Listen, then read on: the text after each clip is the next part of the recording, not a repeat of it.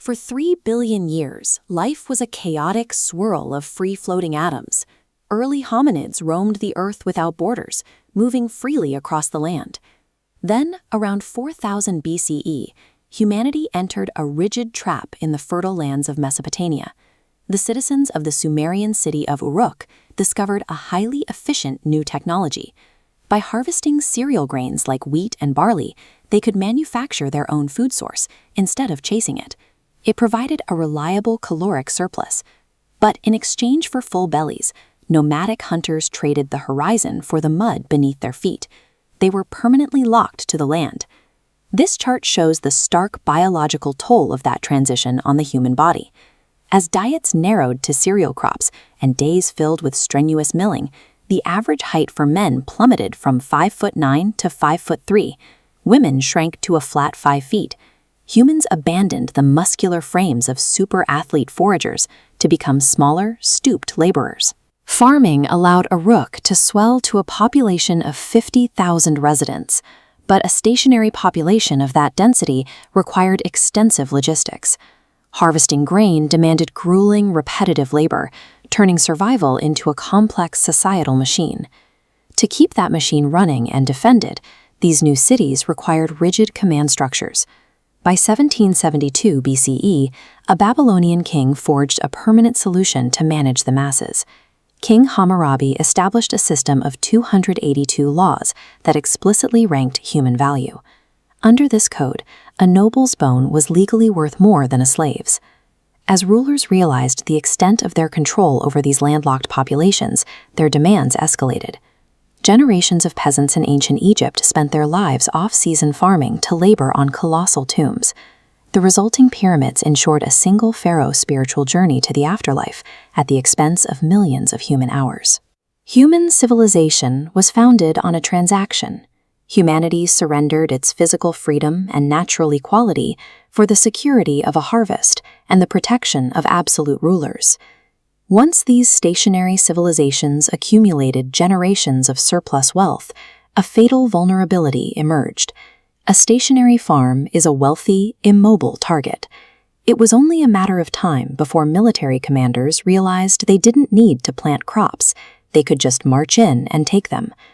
Tutored by Aristotle, a young Macedonian prodigy viewed the wealthy, established empires of the East as targets for calculated expansion. When the Greek city of Thebes attempted to revolt after his father's death, Alexander marched his army 240 miles in 14 days.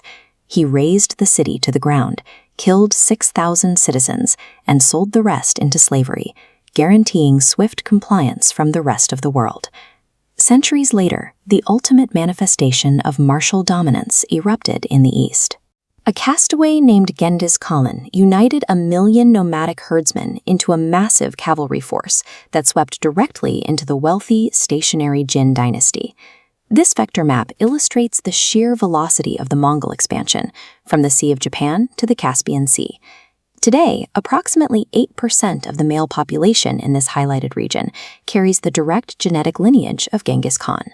The countless thousands killed in these campaigns proved a grim reality. For ambitious military leaders, human lives were merely disposable currency, spent aggressively to purchase their own eternal historical glory. But raw violence has an expiration date. Armies tire and swords eventually dull. To maintain absolute control over the long term, rulers weaponized ideology, claiming a mandate from heaven to maintain absolute control over the masses. These rulers cemented their perceived invincibility in stone. The Roman Empire built colossal structures that projected an aura of divine protection and eternal dominance. Yet the borders of these grand empires eventually cracked. Nomadic forces like the Visigoths and the Huns probed the weaknesses of Rome's sprawling frontiers, slowly fracturing the illusion of imperial invulnerability. Then, nature intervened.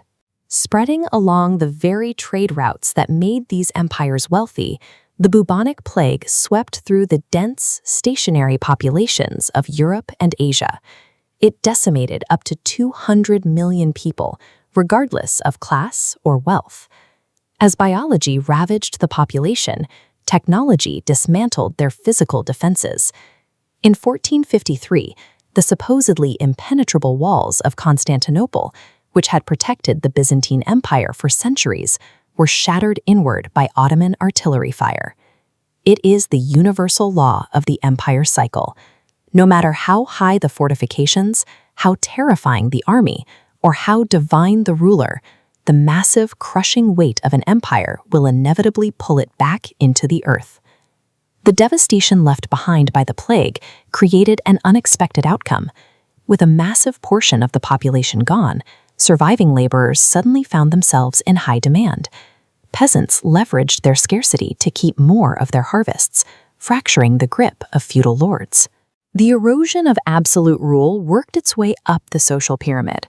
English barons forced King John to the negotiating table, producing a document that codified a radical concept. The monarch was no longer above the law. With physical chains loosening, a cultural rebirth ignited across Europe. Artists turned their focus away from depicting divine warlords and began studying anatomy and the subtle complexities of human expression. This wave of individual empowerment soon challenged the highest spiritual authorities. Disgusted by the financial corruption of selling indulgences, Martin Luther publicly attacked the Catholic Church's absolute authority, splintering the religious order of the continent. Centuries of resistance against absolute power eventually crossed the Atlantic. The philosophical seeds of natural rights took root in the American colonies, setting the stage for a structural rejection of the Old World Order. In 1776, a group of colonial patriots drafted a document that explicitly defied the ancient castes of Babylon. Instead of laws ranking human value by birthright, they established a government based on the premise that all men are created equal. Modern society remains tethered to this blood-stained blueprint, functioning as an ongoing, deliberate rebellion against the return of absolute power.